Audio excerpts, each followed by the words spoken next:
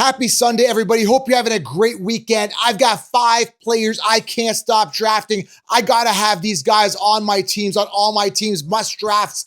And I'm going to tell you who they are, what their ADP are, and why you need to get these guys on your teams. Short video, concise, straight to the point. Hit the thumbs up, subscribe. It just takes a second to hit the thumbs up. Get the algorithm rolling right now and drop a comment below, which is a player you have to have this year. Drop it below and grab 16 rounds. Special pricing for the next 24 hours. Use the promo code DEAL and save 30%. Last big deal of the year. Grab 60 rounds, 24-hour special 16-round draft solution. You're going to have the solution, which is going to give you all the answers, all the sleepers, all the breakouts. So you have an ironclad roster. Grab 16 rounds. It is the game changer, okay? Excited to dive in, wearing the vintage counselor shirt. Yes, this is like one of the original t-shirts I had when I started the brand back in 2016. Look, I can tell it's fading, but I'm still wearing it.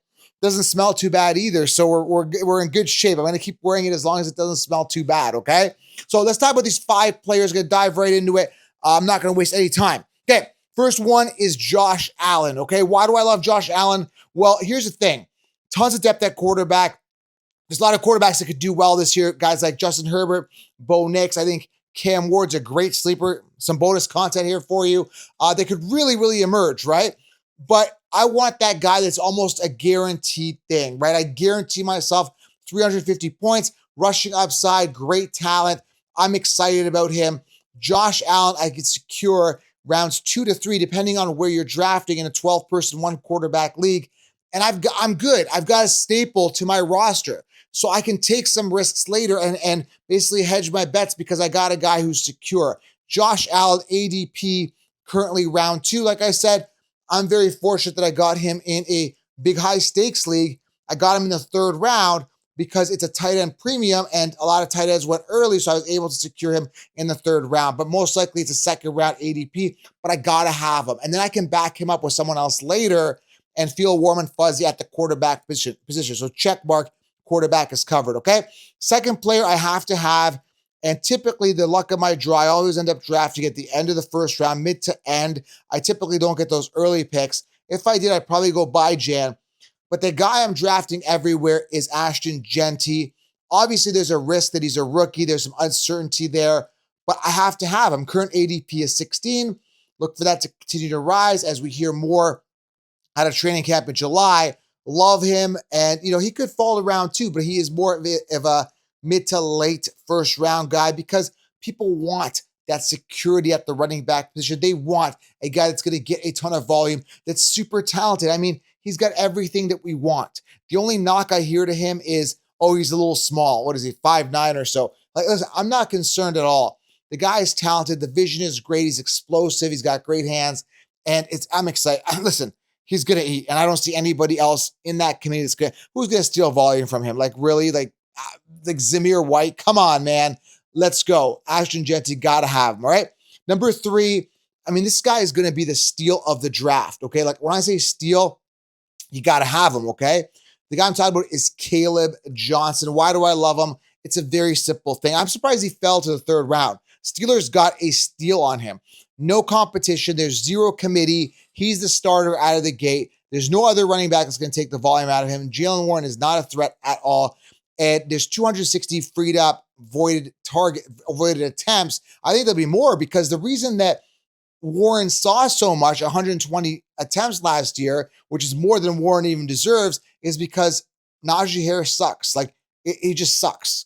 Why would you even be playing a guy who can't even average 4 yards per carry, who's got no explosive ability, terrible vision, terrible. In comes an upgrade in Caleb Johnson, whose ADP right now is round 7. You are getting a true RB1, top 5, top 10 guaranteed finish in fantasy points in Caleb Johnson, barring any injury. You are guaranteeing yourself a workhorse, and you are getting him in the 7th round. I can't believe this. The sheep are sleeping. This is why I don't draft on ADP, and I want to get this guy around earlier. I might grab him. He's going to be a guy that everyone's going to be talking about after about 3 to 4 weeks.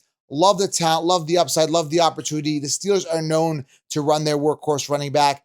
Caleb Johnson, gotta have him. I can't leave a draft unless Caleb Johnson is on my teams, okay? 2 more here. Again, make sure you guys hit the thumbs up.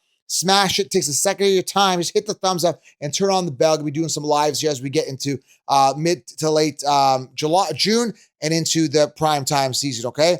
We'll be doing some best balls, some mock drafts, have you guys come on and be interactive. So hit the thumbs up, turn on that bell so you're notified, okay? When these drafts come on, you can first come, first serve. You get to be on. We can do mock drafts together, okay? Live in the evenings. All right, let's keep going. Number 4, gotta have him. And I missed him. I missed him in my big money league. That's okay. Round 10 ADP. The guy I'm talking about was Keon Coleman.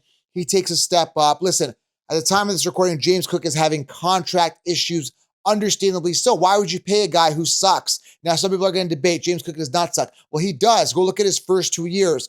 He had 4 touchdowns on the ground combined in 2 years. That's not very good. And last year, he was a product of the offense. He's a system running back, similarly to the way Le'Veon Bell. Le'Veon Bell was never a good running back. He was good on a team that gave him the opportunity. We had great receivers like Antonio Brown spreading the defenses back, opening things up, giving him a lot of time. Because as soon as Le'Veon Bell went to the Jets, he sucked. So it proved my theory right. And I remember, clear as day, everybody told you Le'Veon Bell first round when he went on to the Jets. I was like, nope, he's a bust. Don't do it. Don't do it. Yet this sheep lied to you and they weren't held accountable, just like they weren't held accountable for CMC last year. They continue to lie to you. That's why 16-round draft solution is the truth. That's why this channel is the truth. That's why you guys got to subscribe. The only one telling you guys the truth. That being said, I was a little bit off on Keon Coleman last year. It wasn't a huge waste of a pick because we were getting him in the 8th or 9th round. This year, he's going to take a step up. He's put on some weight. He's put on some speed.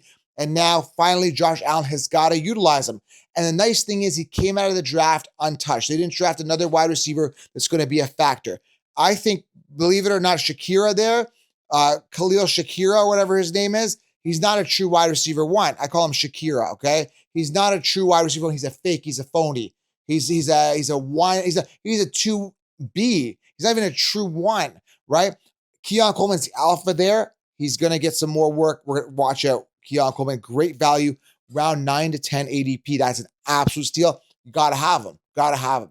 And there's a ton of value at wide receiver. That being said, I think a lot of rookie wide receivers are being slept on, including the last one here, which I absolutely have to have. He becomes the wide receiver 1 on the Chargers by default.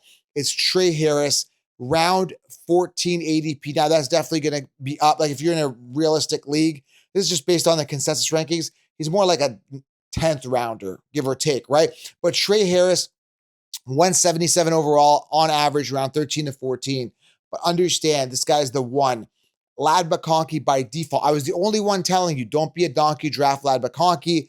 Make sure he's on all your rosters. Similarly, the way I'm telling you, like right now, make sure these guys are on your rosters. Lad McConkey, Brian Thomas, get those guys on your team. You're secure at the wide receiver position. People are like, Joe, you're crazy.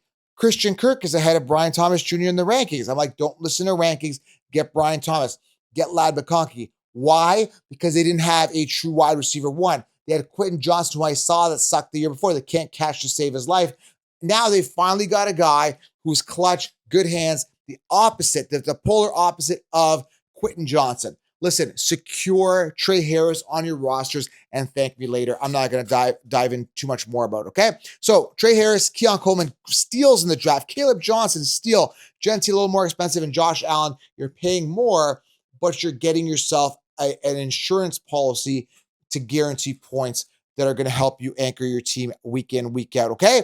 So 5 players, must drafts. Some of these guys were sleepers, but secure them on all your rosters. If you want all my sleepers, all the breakouts, all the information, go grab 16 rounds right now and join the Patreon group for direct access. And I also do direct coaching. I've linked it below as well. Listen, I appreciate you guys. Have yourself a great day. I'm out.